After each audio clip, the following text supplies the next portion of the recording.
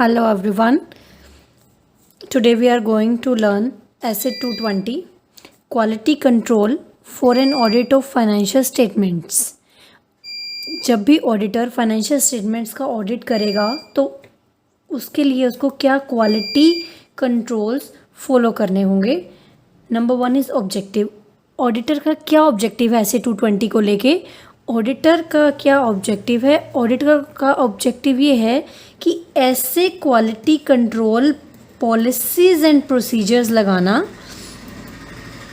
Auditor ऐसे policies and procedures लगाएगा so that वो रीज़नेबल अश्योरेंस दे पाए.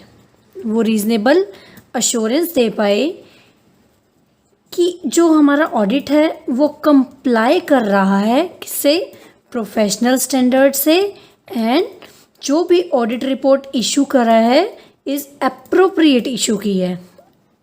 Got it. कि ऑब्जेक्टिव क्या है ऑडिटर का, ऐसे quality controls policies and procedure लगाना कि ऑडिट करते हुए ऐसे पॉलिसीज़ एंड प्रोसीजर लगाएं जो क्वालिटी को मेंटेन करेंगे, जिससे कि आपको रीज़नेबल एश्योरेंस मिल सके कि जो हमारा ऑडिट है वो कंप्लाई कर रहा है प्रोफेशनल स्टैंडर्ड से. प्रोफेशनल स्टैंडर्ड मीन्स चाहे वो स्टैंडर्ड्स ऑन ऑडिटिंग है, चाहे वो कंपनीज एक्ट के सेक्शंस हैं, कि वो कंप्लाई कर रहा है प्रोफेशनल स्टैंडर्ड से, एंड जो ऑडिट रिपोर्ट इशू की है वो रिपोर्ट अप्रोप्रिएट है. समझ में आ गया. ऑब्जेक्टिव क्या था, quality control policies and procedures को लगाना. ऑडिटर ऐसे quality controls procedures and policies को लगाएगा जिससे उसे रीज़नेबल अश्योरेंस मिल सके कि जो ऑडिट है वो कंप्लाई कर रहा है प्रोफेशनल स्टैंडर्ड से, एंड जो ऑडिट रिपोर्ट इशू की गई है वो भी अप्रोप्रिएट इशू की गई है. Now the next point is element of system of quality control. Means अगर आप क्वालिटी कंट्रोल सिस्टम को मेंटेन करना चाहते हैं उसके लिए क्या क्या एलिमेंट्स हैं, क्या क्या पॉइंट्स हैं जो ऑडिटर को ध्यान में रखने होंगे. एलिमेंट्स मतलब उसके क्या क्या पॉइंट्स हैं. Number 1 is leadership responsibility.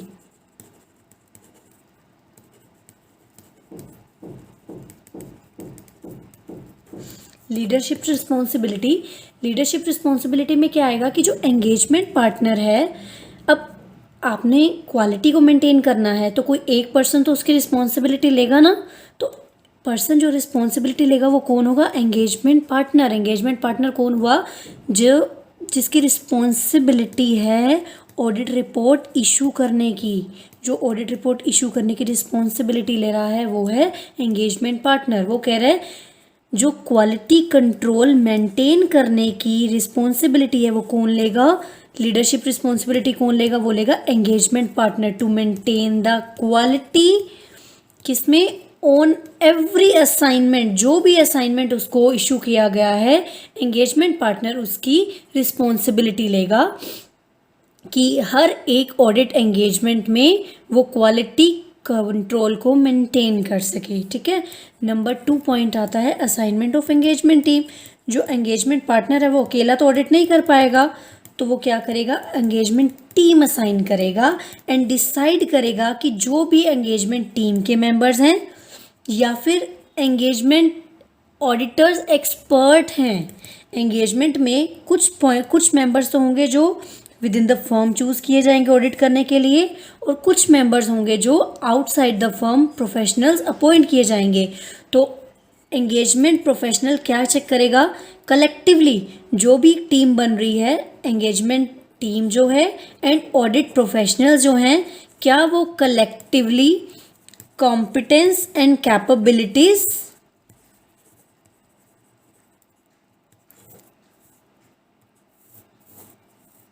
को कैरी कर रहे हैं, क्या अप्रोप्रिएट कॉम्पिटेंस एंड कैपेबिलिटीज है इस पूरी टीम में कि वो प्रॉपर क्वालिटी के साथ ऑडिट को कर पाए.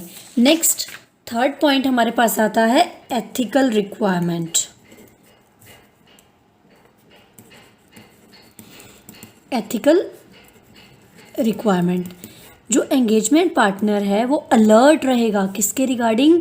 अलर्ट रहेगा एंड मेक करेगा इंक्वायरीज करता रहेगा टाइम टू टाइम। क्या ऐसे सिचुएशंस हैं जहाँ पे नॉन कंप्लायंस हो रहा है एथिकल रिक्वायरमेंट का? आप कुछ ऐसा काम कर रहे हो, एथिकल रिक्वायरमेंट मीन्स आप इंडिपेंडेंटली काम नहीं कर रहे हो, आप इन्फ्लुएंस हो रहे हो सामने वाले पर्सन से, क्लाइंट से, तो एंगेजमेंट पार्टनर इंक्वायरीज करेगा क्या ऐसे नॉन कंप्लायंस हैं जो एथिकल रिक्वायरमेंट के साथ मैच नहीं हो रहे by the members of engagement team and professionals, जो ऑडिट प्रोफेशनल्स हमने अपॉइंट किए थे वो। ठीक है, एंगेजमेंट पार्टनर क्या करेगा? चेक करेगा क्या ऐसे नॉन कंप्लायंस हैं जो एथिकली कंप्लाई नहीं कर रहे हैं, एंड वो चेक करेगा क्या जो इन्फॉर्मेशन उसने ऑब्टेन किए है इट लीड्स टू डिक्लाइन। अगर कुछ भी उसमें प्रॉब्लम आ रही है, क्या वो एंगेजमेंट को डिक्लाइन कर रहा है? अगर कर रहा है तो वो क्या करेगा? कम्युनिकेट करेगा फॉर्म में, हर पॉइंट वो फॉर्म में कम्युनिकेट करेगा। अगर उसको नॉन कंप्लायंस मिलते हैं फॉर्म में कम्युनिकेट करेगा ताकि नेसेसरी स्टेप्स लिए जाएं। ठीक है, नंबर 1 हमने क्या पढ़ा? एलिमेंट्स क्या हुए? नंबर 1 ये हुआ कि रिस्पॉन्सिबिलिटी कौन लेगा? लीडरशिप रिस्पॉन्सिबिलिटी कौन लेगा? क्वालिटी कंट्रोल अगर मैनेज करने हैं तो एक पर्सन तो चाहिए ना जो रिस्पॉन्सिबिलिटी लेगा, तो वो कौन लेगा? Engagement partner. एंगेजमेंट पार्टनर क्या करेगा? रिस्पॉन्सिबिलिटी लेगा। Engagement partner shall take the responsibility for overall quality control, की पूरे एंगेजमेंट जो जो उसको असाइन हुए हैं ओवरऑल पे क्वालिटी को मेंटेन किया जा सके। ठीक है, नंबर 2 पॉइंट हमने क्या किया था? अब लीडरशिप ने रिस्पॉन्सिबिलिटी ले ली तो टीम भी उसने बनानी पड़ेगी जो ऑडिट करेगी। फिर वो सेटिस्फाई होगा इस बात से क्या जो मैंने टीम बनाई है that will be called engagement team. क्या एंगेजमेंट टीम में जो भी एंगेजमेंट टीम के मेंबर्स हैं और ऑडिटर्स एक्सपर्ट हैं, क्या वो कलेक्टिवली कॉम्पिटेंस हैं एंड कैपेबिलिटी है उनके अंदर अप्रोप्रिएट कि वो क्वालिटी के साथ ऑडिट कर पाएँ। Number 3 we read the ethical requirement. जो एंगेजमेंट पार्टनर है वो क्या करेगा? अलर्ट रहेगा to find out the non compliance, inquiries करेगा non compliance with the ethical requirement. ऐसी कौन कौन सी सिचुएशंस है जहाँ पे एथिकल रिक्वायरमेंट को कंप्लाई नहीं किया जा रहा है। अगर एंगेजमेंट पार्टनर ऐसी इन्फॉर्मेशन ऑब्टेन कर रहा है जो डिक्लाइन में लेके जा रही है, मीन्स जिससे वो सही नहीं हो रहा है, तो क्या करेगा कि अगर एथिकल कंप्लाई नहीं हो रहे हैं तो वो क्या करेगा? कम्युनिकेट करेगा फॉर्म को ताकि नेसेसरी स्टेप्स लिए जा सके। नेक्स्ट पॉइंट आएगा इसमें कंप्लायंस ऑफ इंडिपेंडेंस। क्या ऐसे सर्कमस्टांसेस हैं, क्या ऐसे रिलेशनशिप हैं जो थ्रेट्स टू इंडिपेंडेंस कर रहे हैं?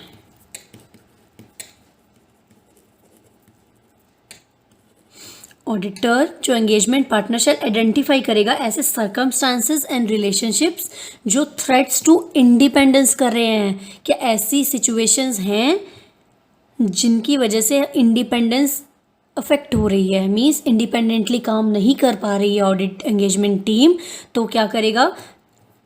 इवेल्युएट करेगा इन्फॉर्मेशन को। अगर कोई ऐसी इन्फॉर्मेशन मिलती है देन नेसेसरी स्टेप्स लिए जाएंगे टू रिड्यूस। अब नेसेसरी स्टेप्स लिए जाएंगे तो क्या हो सकता है? या तो स्टेप्स लेने से थ्रेट्स एलिमिनेट हो जाएंगे, ठीक है। अगर एलिमिनेट इनकेस नहीं हो पाते तो to reduce to an acceptable level, ऐसे लेवल पे ले आओ ताकि उनको एक्सेप्ट कर पाए। लेकिन अगर दोनों में से कुछ भी नहीं हो रहा है तो ऑडिटर क्या करेगा? विड्रॉ कर लेगा। Got it? कि next point is acceptance and continuance of client relationship. इसके रिगार्डिंग क्या होगा? इंटीग्रिटी ऑफ मैनेजमेंट चेक की जाएगी,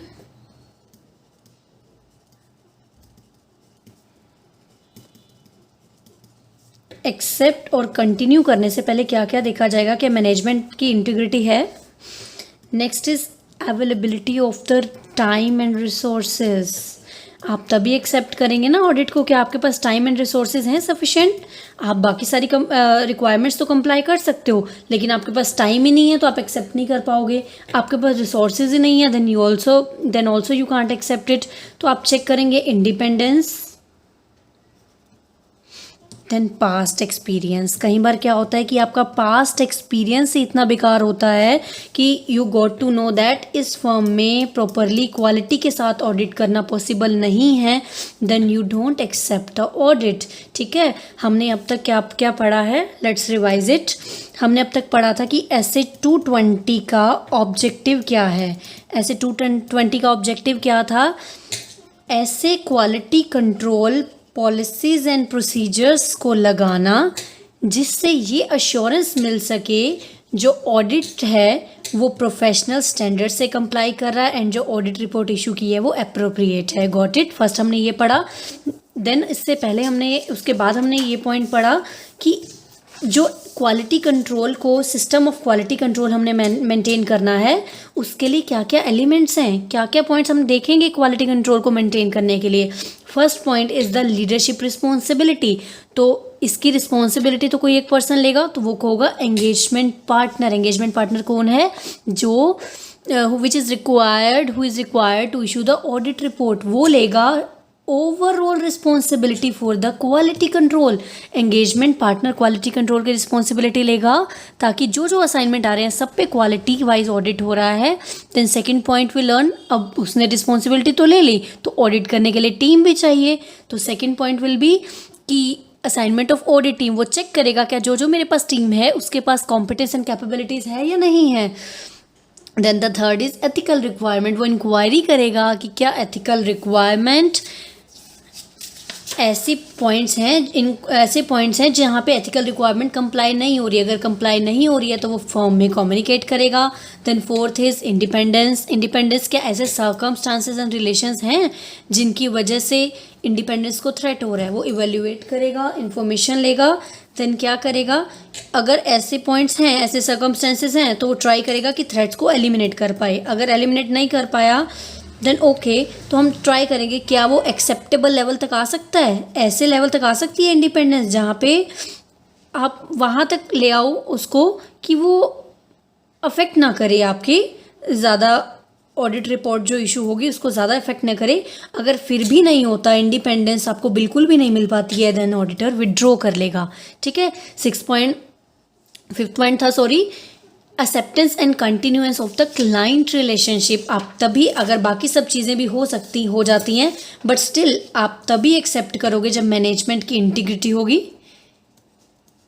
availability of time and resources होंगे। आपके पास टाइम एंड रिसोर्सेज ही नहीं है, बाकी चीज़ें भी हैं, तो आप ऑडिट नहीं करेंगे। इंडिपेंडेंस है या नहीं है, और पास्ट एक्सपीरियंस क्या कहता है। ठीक है, then we move to next point. The next point related to engagement performance. Engagement performance करते हुए क्या पॉइंट नेक्स्ट हमने ध्यान में रखता है, पहले तो हमने एलिमेंट्स पढ़े, अब हम ये पढ़ रहे हैं कि जब हम एंगेजमेंट परफॉर्मेंस कर रहे हैं, मींस जब हम ऑडिट कर रहे हैं उस टाइम पे ऐसे कौन कौन से पॉइंट्स हैं जो क्वालिटी को मेंटेन करने में हेल्पफुल होंगे। Number 1 is direction, supervision and performance. ठीक है, जब भी ऑडिट हो रहा है उसमें सबको डायरेक्ट करना। अगर हम सबको, नॉर्मली हम बात करें, अगर हम सबको डायरेक्शंस दे दें कि किसका क्या काम है, किसको कैसे काम करना है, तो हर कोई वेल नोन होगा अपने काम से और अच्छे से काम करेगा, तो क्वालिटी को मेंटेन करने में हेल्पफुल होगा। तो हम इसके एलिमेंट्स पढ़ते हैं, direction, supervision and performance. Direction करने के लिए हमें क्या क्या करना है, डायरेक्शन में क्या क्या आता है, हर सबको इन्फॉर्म कर देना मेंबर्स ऑफ एंगेजमेंट टीम को। Informing the members of engagement team, क्या क्या इन्फॉर्म करेंगे, अब टीम को क्या इन्फॉर्म करेंगे हम, responsibilities of engagement team regarding the ethical requirements. ठीक है, पहले हमने एंगेजमेंट टीम को इन्फॉर्म कर दिया, अब एज ए टीम सबकी रिस्पॉन्सिबिलिटी बता दी, तो इंडिविजुअल भी बतानी पड़ेगी। So next point is responsibilities of respective partners. ठीक है, हमने क्या कर रहे थे, हम डायरेक्शंस दे रहे हैं, हमने डायरेक्शंस देने हैं क्वालिटी कंट्रोल कैसे मेंटेन किया जाए। तो हम इन्फॉर्म कर देंगे members of engagement team respective respective responsibilities of engagement team regarding the ethical requirement. ठीक है, अब हमने टीम को बता दिया, फिर हम नेक्स्ट बताएंगे रिस्पेक्टिव पार्टनर्स को। तो respective responsibilities of respective partners. Number 3 हम देखेंगे डिटेल्ड अप्रोच। हमने उनको पहले ही बता देना है सभी मेंबर्स को कि क्या अप्रोच रहेगी आपकी regarding the performance of engagement. जब आप एंगेजमेंट को परफॉर्म कर रहे हैं आपकी क्या डिटेल अप्रोच होनी चाहिए जिससे कि ऑडिट अच्छे से हो पाए। नेक्स्ट इज़, अगर हमने रिस्पॉन्सिबिलिटी बता दी, ठीक है, अप्रोच बता दिया, तो हम क्या मानेंगे कि वो प्रो बन जाएं किसी चीज़ में, है ना। Pro, this is the mnemonic for this. Pro बनने के लिए क्या होगा, प्रॉब्लम्स दैट में अराइज। हम ये भी बताएंगे कि क्या क्या प्रॉब्लम अराइज हो सकती हैं। ठीक है, रिस्क रिलेटेड इश्यूज क्या क्या होंगे। ठीक है, next is objectives of work to be performed. आपने जो जो काम करना है उसका क्या ऑब्जेक्टिव है। ठीक है, नंबर 1, एंगेजमेंट परफॉर्म करते हुए हमने क्या करना है कि क्या क्या चीज़ मेंटेन, कैसे एंगेजमेंट को परफॉर्म किया जाए कि क्वालिटी मेंटेन हो। नंबर 1 इज़ कि हमने सबकी रिस्पॉन्सिबिलिटी बता दी, responsibility of engagement team regarding the ethical and compliance regarding the ethical requirement. ठीक है, फिर रिस्पेक्टिव पार्टनर को बता दिया। देन हमने डिटेल अप्रोच बता दी कि आपने एंगेजमेंट को कैसे परफॉर्म करना है। नेक्स्ट इज़, हमने ये सब बताने के बाद हमने सोचा कि अब तो ये प्रो बन जाएंगे किसी भी चीज़ में। तो प्रो मीन्स प्रॉब्लम दैट में अराइज। रिस्क रिलेटेड क्या इशू हो सकते हैं, क्या क्या रिस्क अराइज हो सकता है। ऑब्जेक्टिव ऑफ द वर्क, आपने जो भी काम करना है उसका क्या ऑब्जेक्टिव होना चाहिए। 1 point is the nature of the entity. काम कर रहा है कोई, तो उसको नेचर तो समझाने की ज़रूरत है ना, तो हम बताएंगे नेचर ऑफ द एंटिटी क्या है। This was the first point जो हमने एंगेजमेंट परफॉर्म करते हुए चेक करना है, कंप्लाई करना है। Now after giving the directions, हमने एक बार डायरेक्शंस दे दी कि काम कैसे करना है ताकि क्वालिटी को मेंटेन किया जा सके। अब हम ये देखेंगे कि अगर काम हो रहा है, सुपरवाइज़ करना है। सुपरवाइज़ करना क्या होता है, ऑन गोइंग काम को चेक करना। सुपरवाइज़ करना मीन्स ऑन गोइंग काम को चेक करना। वो हम क्या करेंगे, हम ट्रैक करेंगे प्रोग्रेस कितनी होगी, ऑडिटर जो भी एंगेजमेंट टीम है उसने कितना ऑडिट कंप्लीट कर लिया है। देन कंप्लीट करना, कितना कंप्लीट कर लिया और जितना कंप्लीट किया है क्या as per planned approach complete किया है। ठीक है, फर्स्ट हम चेक करेंगे कि ऑडिट को कितना कंप्लीट कर लिया है। देन विल चेक द काम को कितना क्या एज पर प्लान्ड अप्रोच किया है। ठीक है, आफ्टर दैट सिग्निफिकेंट मैटर, हम देखेंगे क्या सिग्निफिकेंट मैटर हैं।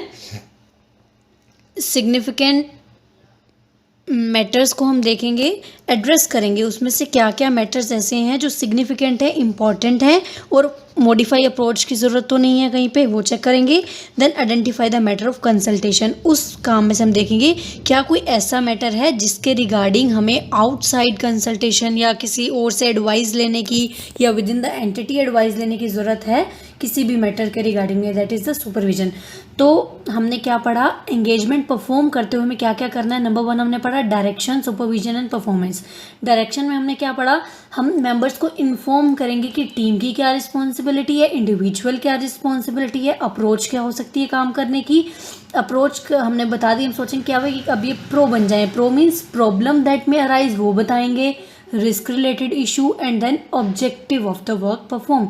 Then will come to the supervision. Supervision क्या होता है, ऑन गोइंग काम को चेक करना। काम इज वर्किंग पे है, टीम काम कर रही है, हम उस काम को चेक करेंगे। वो कैसे करेंगे, ट्रैक द प्रोग्रेस चेक कर दी कि कितना काम हो चुका है। काम तो हो गया, हम चेक करेंगे क्या एज पर प्लान्ड अप्रोच काम हुआ है।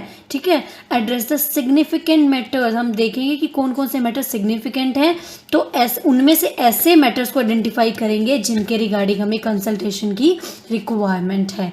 Next point is the review. अब काम हो गया, उसके बाद हमने काम को रिव्यू करना है। रिव्यू मीन्स काम होने के बाद उसको चेक करना, कैसे रिव्यू करना है। नेक्स्ट, अब हम काम हो गया, हम क्या चेक करेंगे, क्या ऑडिट प्रोसीजर्स, जो भी ऑब्जेक्टिव्स थे ऑडिट प्रोसीजर्स के, वो अचीव हो गए हैं। ठीक है, काम हो गया, अब हम चेक कर रहे हैं, देख रहे हैं, हम क्या देख रहे हैं। Number 1 think it in the mind, हम क्या देख रहे हैं कि क्या जो ऑडिट प्रोसीजर के ऑब्जेक्टिव्स थे वो चेक हो गए हैं। ठीक है, अब ऑडिट प्रोसीजर के ऑब्जेक्टिव अचीव हुए हैं, ऑब्जेक्टिव्स अचीव हो गए हैं, तो क्या एज पर प्रोफेशनल स्टैंडर्ड्स लो हुए हैं। काम तो हो गया, ठीक है, क्वालिटी को कैसे पता चलेगा कि क्या वो as per technical professional standards हुआ है, ठीक है, समझ गए कि हम क्वालिटी को चेक करना चाह रहे हैं ना हम, तो क्वालिटी कैसे चेक होगी, पहले तो हम देखेंगे क्या काम हो गया है, ठीक है, अगर हो गया तो क्या एज पर प्रोफेशनल स्टैंडर्ड्स हुआ है, ठीक है, अगर हुआ है तो हम चेक करेंगे क्या जो हमारा काम है, जो वर्क है, वो कंक्लूजन और वर्क दोनों मैच कर रहे हैं, मीन्स जो काम परफॉर्म किया है वो एज पर कंक्लूजन आ रहा है, जो वर्क किया है उसके अकॉर्डिंग ही कंक्लूजन आना चाहिए ना, और क्या हमने उसको डॉक्यूमेंट कर लिया है, ठीक है, डॉक्यूमेंट करना मतलब प्रॉपर एविडेंस क्या हमने ऑब्टेन कर ली है उसके रिगार्डिंग, जो भी कंक्लूजन आया क्या उसके regarding sufficient and appropriate audit evidence हमने ऑब्टेन किए हैं। Next point is significant matter raised for consideration. हमने सब कुछ चेक किया, हम ये देखेंगे क्या इसके अंदर कुछ ऐसा मैटर है जिसको हमने कंसिडर करना है, क्या सिग्निफिकेंट कोई मैटर है, ठीक है, अगर ऐसा कोई मैटर है तो अप्रोप्रिएट हम क्या करेंगे, कंसल्टेंसी लेंगे, क्या कंसल्टेशन रिक्वायर्ड है वो देखेंगे, फिर अगर कुछ चीज़ों में चेंज करने की रिक्वायरमेंट है, कुछ और प्रोसीजर करने हैं तो रिवाइज कर देंगे nature, time and extent of audit procedure. हमने क्या क्या पढ़ लिया अब तक, हमने अब तक क्या पढ़ा, ऑब्जेक्टिव ऑफ द ऑडिटर, फिर हमने देखे एलिमेंट्स क्या थे, क्वालिटी कंट्रोल के लिए क्या क्या एलिमेंट्स थे, then we move to engagement performance. जब हम काम कर रहे हैं तो ऐसे कौन कौन से पॉइंट्स को किया जाए जिससे क्वालिटी मेंटेन हो। Number 1 is direction, supervision and performance. Number 2 is review, काम जब हो चुका है उसको कैसे चेक किया जाए। Now the next point is consultation. हम seeking the advice on technical, ethical और विद इन द एंटिटी, ठीक है, विद इन और आउटसाइड द एंटिटी, मतलब अगर आपको किसी भी मैटर पे, जो हमने रिव्यू में देखा क्या किसी मैटर पे कंसल्टेशन की रिक्वायरमेंट है, इफ़ रिक्वायर्ड है तो हम एडवाइस सीख करेंगे ऑन टेक्निकल या एथिकल मैटर, किसी पे भी हो सकता है, विद इन या आउटसाइड द एंटिटी, ठीक है। हमने फर्स्ट क्या पढ़ा, direction, supervision and performance, then हमने पढ़ा रिव्यू, देन हम पढ़ रहे हैं कंसल्टेशन। जो हमने रिव्यू में देखा क्या किसी मैटर पे कंसल्टेशन की रिक्वायरमेंट है तो हम कंसल्ट करेंगे। Next is engagement quality control review. जो एंगेजमेंट क्वालिटी कंट्रोल रिव्यू होता है मीन्स कोई एक पर्सन, चाहे विद इन द एंटिटी या आउटसाइड द फर्म, एक्सपर्टीज जिसको है वो चेक करता है सारी एंगेजमेंट को, but it is applicable only in case of listed entities, ठीक है। Next is difference of opinion. तो वो कह रहे हैं कि डिफरेंस ऑफ ओपिनियन जो हैं वो डील होंगे as per the policies and procedure of the firm. अगर policies and procedure of the firm क्या कहती हैं for dealing and resolving the dispute, हम वो फॉलो करेंगे। कम्युनिकेशन, नेक्स्ट पॉइंट इज़ जो भी quality control policies and procedure है वो हर पर्सनल को कम्युनिकेट किए जाएंगे। Next is delegation, direction, sufficient direction, supervision and review. वो कह रहा है जो भी पॉइंट था डेलीगेट किए गए हैं एट एवरी लेवल, अच्छे से डेलीगेट किए गए हैं। मॉनिटरिंग में वो कह रहा है all the policies and procedures relating to quality control, जो भी क्वालिटी को मेंटेन करने के लिए पॉलिसीज एंड प्रोसीजर्स थे वो एडिक्वेट हैं, वो सफिशिएंट है एंड ऑपरेट भी इफेक्टिवली कर रहे हैं, ठीक है। हमने यहाँ पे एंगेजमेंट परफॉर्मेंस में क्या क्या पढ़ा, फर्स्ट पॉइंट हमने पढ़ा डायरेक्शन, सुपरविजन एंड परफॉर्मेंस, ठीक है। देन हमने पढ़ा रिव्यू जो काम करने के बाद होगा। Number 3 is consultation, then engagement quality control review. After that हमने पढ़ा डिफरेंस ऑफ ओपिनियन किसके हिसाब से होंगे, फर्म की पॉलिसीज़ एंड प्रोसीजर के हिसाब से। देन कम्युनिकेशन, जो भी पॉलिसीज़ एंड प्रोसीजर हैं वो कम्युनिकेट होंगे। देन इट इज़ डेलीगेशन, सारा काम एट एवरी लेवल पे प्रॉपर डेलीगेट होगा। देन इट इज़ मॉनिटरिंग, ठीक है। अब एक लास्ट पॉइंट छोटा सा बचता है, एंगेजमेंट क्वालिटी कंट्रोल रिव्यूअर जो आएगा ऑडिट को रिव्यू करने, एंगेजमेंट को रिव्यू करने, वो कौन कौन से मैटर्स को रिव्यू करेगा। After that will discuss this. Now the next point is matters evaluated by the engagement quality control reviewer. जो रिव्यूअर आए हैं चाहे वो विद इन द एंटिटी है वो आउटसाइड द एंटिटी है, which is applicable in case of listed entities, तो वो क्या क्या रिव्यू करेंगे। Number 1 is review of the financial statement, जो फाइनेंशियल स्टेटमेंट है वो उसको देखेंगे और प्रपोज्ड ऑडिट रिपोर्ट को चेक करेंगे, ठीक है। Next point is discussion of the significant matter with the engagement partner, जो भी सिग्निफिकेंट मैटर उनको लगेंगे वो एंगेजमेंट पार्टनर के साथ डिस्कस किए जाएंगे। Then review the selected document, कुछ डॉक्यूमेंट सेलेक्ट करे जाएंगे, उनकी जजमेंट क्या बनती है एंड कंक्लूजन क्या रीच किया गया उनके रिगार्डिंग वो होगा। Then evaluation of the conclusion reach, जो कंक्लूजन रीच किया गया है क्या वो कंक्लूजन सही है in the audit report, and जो प्रपोज्ड ऑडिट रिपोर्ट है क्या वो एप्रोप्रिएट है। Thank you for listening it. I will make another video on the summary of the essay 220 जो हमने अभी पढ़ा है, quick summary with charts. Do follow me if you want more such videos for group 1 of CA final. I will upload on this channel only more videos of CA final, FR and SFM also, and will continue uploading the audit lectures for various chapters and standards on auditing. Thank you guys.